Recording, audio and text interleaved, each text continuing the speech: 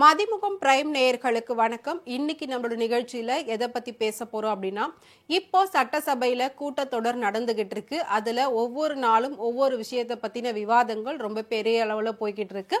அதுல முக்கியமா பாத்தீங்கன்னா என்ன பேசியிருக்காங்க அப்படின்னா, கரூர் கூட்ட நெரிசலை பத்தி பேசியிருக்காங்க. இதை பத்தி நீங்க எல்லாருமே எல்லா விவரமும் கண்டிப்பா கேள்விப்பட்டிருப்பீங்க.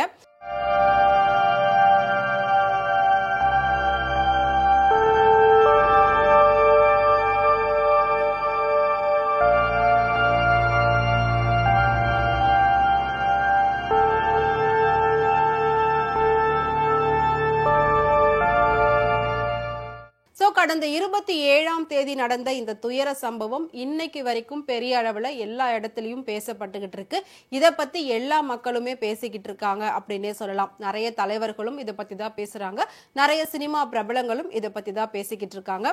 இந்த விஷயம் ஹைகோர்ட்டை தாண்டி சுப்ரீம் கோர்ட்டுக்கு போச்சு. அங்க என்ன சொன்னாங்க அப்படின்றது நம்ம எல்லாருக்குமே தெரியும். ஏற்கனவே அதை நான் ஒரு வீடியோவா உங்களுக்கு சொல்லியிருக்கேன்.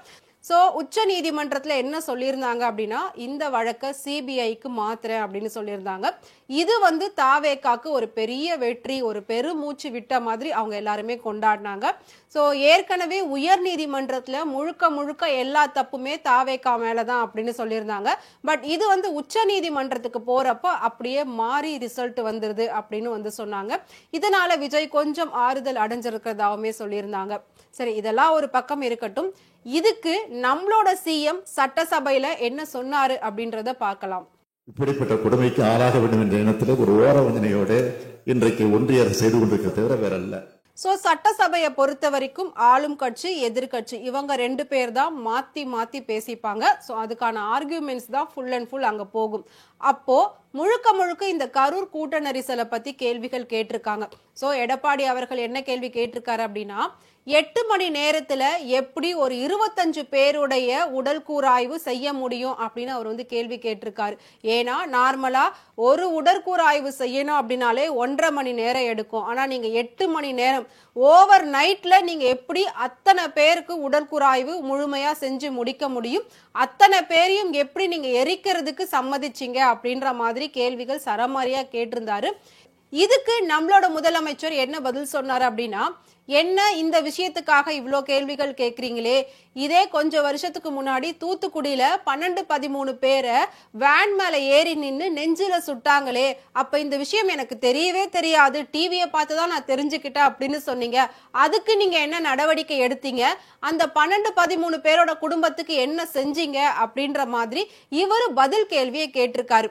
உடனே அமைச்சர் மா சுப்பிரமணியன் எழுந்து என்ன பதில் சொல்லியிருக்காரு அப்படின்னா, இந்த விஷயத்துக்காகவே நாங்க எக்ஸ்ட்ரா 25-30 டாக்டரை ஆன் தி ஸ்பாட்ல வர வச்சு எக்ஸ்ட்ரா பெட் அரேஞ்ச் பண்ணி தான் நாங்க அந்த உடற்கூராய்வை கொஞ்ச நேரத்துல செஞ்சு முடிச்சோம்.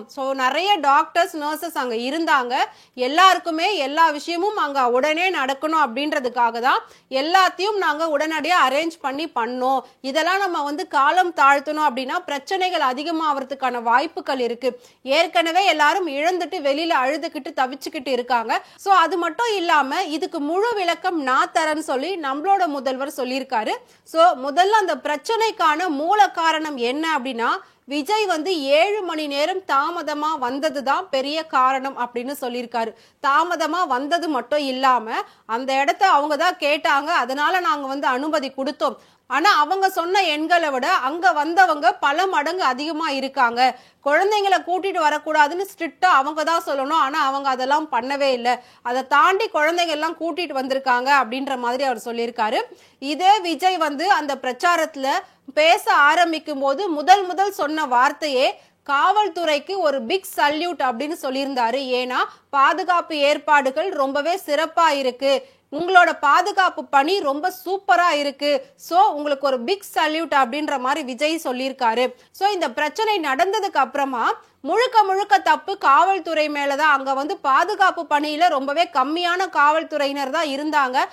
எல்லா தப்புமே காவல்துறையோட அலட்சியத்தால தான் நடந்தது அப்படின்னு சொல்றதுல எந்த விதத்துல நியாயம் அப்படின்னு சொல்லி கேள்வி கேட்டிருக்காரு.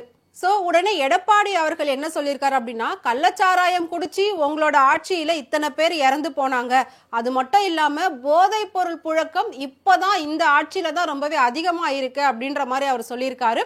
அதுக்கு நம்மளோட முதலமைச்சர் என்ன சொல்லியிருக்காரு அப்படின்னா, இதே கொஞ்சம் வருஷங்களுக்கு முன்னாடி உங்களோட ஆட்சியிலும் இதே மாதிரி கள்ளச்சாராயத்தால நிறைய பேர் இறந்து போயிருக்காங்க, அவங்களுக்கெல்லாம் நீங்க என்ன பதில் சொன்னீங்க? நானாவது சாரி சொல்லி அந்த குடும்பங்களுக்கு என்ன செய்யணுமோ எல்லா விஷயமும் செஞ்சுக்கிட்டு இருக்கேன். ஆனா நீங்க என்ன செஞ்சீங்க இது வரைக்கும் மக்களுக்கு? உங்களுக்கு ஆட்சியும் அதிகாரமும் பதவியும் வேணும் அப்படின்றதுக்காக பணத்தை வாரி இறைச்சிக்கிட்டு இருக்கீங்க, அவ்வளவுதானே தவிர மக்களுக்கு செய்யணும் அப்படின்னு சொல்லி நீங்க எதுவுமே செய்யலன்னு சொல்லி ரெண்டு பேருக்குள்ள விவாதம் பெரிய அளவுல போய்கிட்டே இருந்துச்சு.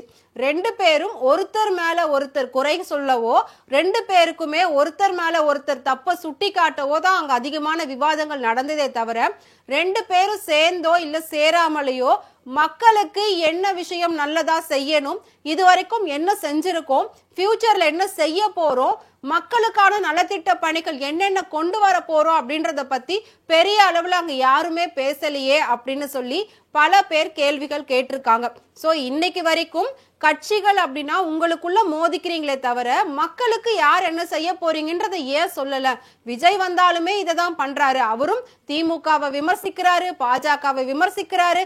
ஆனா மக்களுக்கு அவர் என்ன செய்ய போறன்றதை அவர் முழுசா சொல்லலையே அப்படின்னு சொல்லி பல சமூக ஆர்வலர்களும் சரி பொதுமக்களும் சரி கேள்விகள் கேட்டுட்டு இருக்காங்க. சோ சட்டசபையில 2 நாட்களுமே விவாதம் இதை பத்தி தான் போயிருக்கே தவிர மக்களுக்கான எந்த ஒரு நலத்திட்டங்களை பத்தியும் அங்க பேசப்படல, பட்ஜெட் ஒதுக்குறத பத்தி பேசப்படல. இன்னைக்கு பேசினதுமே பாத்தீங்கன்னா பாஜக மோடி அவர்களை எதிர்த்து தான் பேசியிருக்காங்க. அவங்க தமிழ்நாட்டுக்கு ஓரவஞ்சனை பண்றாங்க அப்படின்னு தான் பேசியிருக்காங்க. பட் தமிழ்நாட்டுக்கு ஓரவஞ்சனை பண்றாங்க அப்படின்றது நம்ம எல்லாருக்குமே நல்லா தெரியும். இருந்தாலும் இவர் தமிழ்நாட்டு மக்களுக்காக என்னென்ன பண்ணிருக்காரு அப்படின்றதையும் எடுத்து சொல்லியிருக்காங்க. சோ தமிழ்நாட்டுக்காக இவர் தமிழ்நாட்டு நிதியிலிருந்து தான் எல்லாமே பண்ணிக்கிட்டு இருக்காங்களே தவிர ஒன்றிய அரசு நிதியிலிருந்து எங்களுக்கு எதுவுமே வரல அப்படின்ற மாதிரி சொல்லியிருக்காங்க. சோ பணம் வரவு செலவு இதை பத்தி தான் எல்லாருமே பேசிக்கிறாங்க. மக்களுக்கு என்ன பண்ணணும், மக்களுக்கு என்ன தேவை அப்படின்றது பெரிய அளவுல அங்க பேசப்படல அப்படின்றதுதான் ஒரு முக்கியமான ஒரு விஷயமா பேசப்படுது. சோ தொடர்ந்து பார்க்கலாம் இந்த சட்டசபை முடியறதுக்குள்ள மக்களுக்கான நலத்திட்ட பணிகள் என்னென்ன வரப்போகுது. சோ எதிர்கட்சி ஆளும் கட்சி இவங்களுக்கான கேள்விகளுக்கு பதில் கரெக்டா கிடைக்குமா அப்படின்றத நம்ம வெயிட் பண்ணி பார்க்கலாம். சோ உங்களுடைய ஆதரவு யாருக்கு அப்படின்றத மறக்காம கமெண்ட் பாக்ஸ்ல கமெண்ட் பண்ணுங்க. இதே மாதிரி அரசியல் பத்தி டே பை டே அப்டேட் நீங்க தெரிஞ்சுக்கணும் அப்படின்னு நினைச்சீங்கன்னா மறக்காம மதிமுகம் பிரைம் சேனலை ஃபாலோ பண்ணிக்கோங்க.